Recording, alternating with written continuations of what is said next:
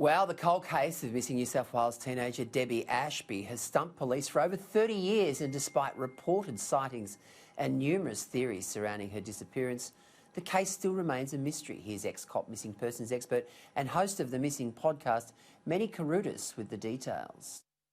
The Debbie Ashby case is the first missing person story I ever covered back in the early 1990s when I worked on a show called Hard Copy.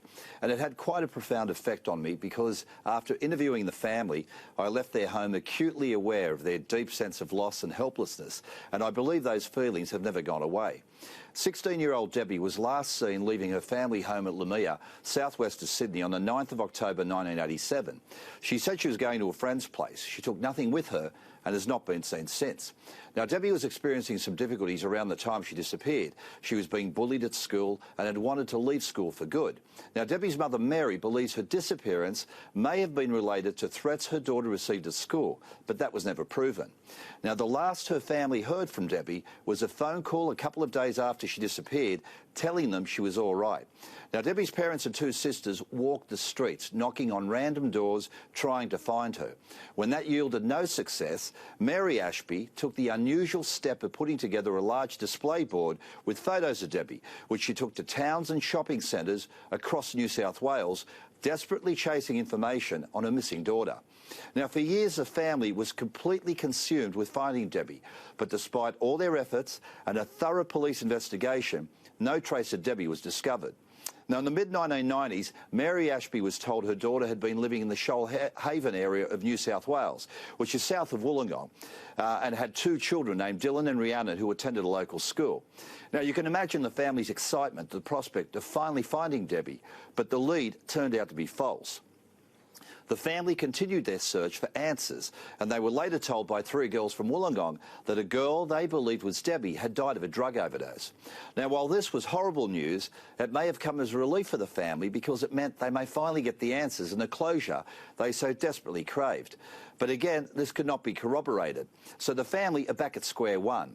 Now, just imagine the roller coaster of emotions they must have experienced, from the excitement of thinking they had found her alive to being told she was dead, and then back to the beginning where they started, where they are none the wiser.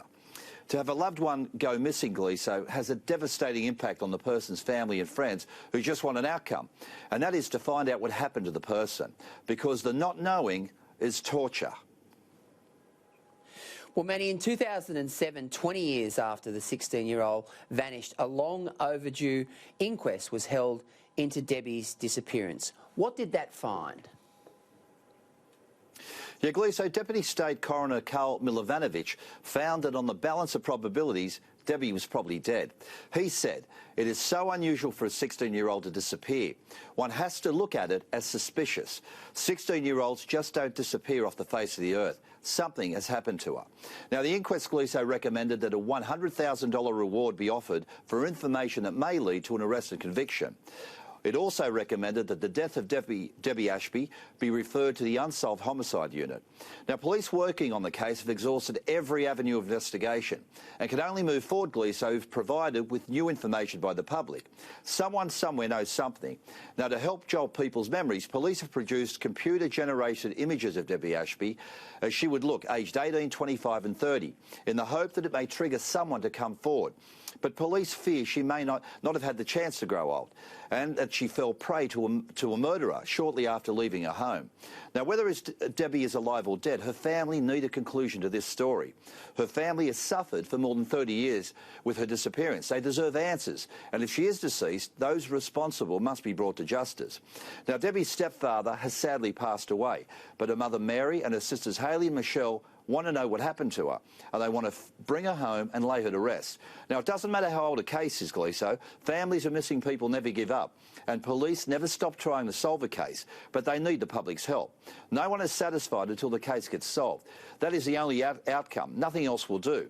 You know, I think it's not acceptable that families of missing people are not given the answers they seek.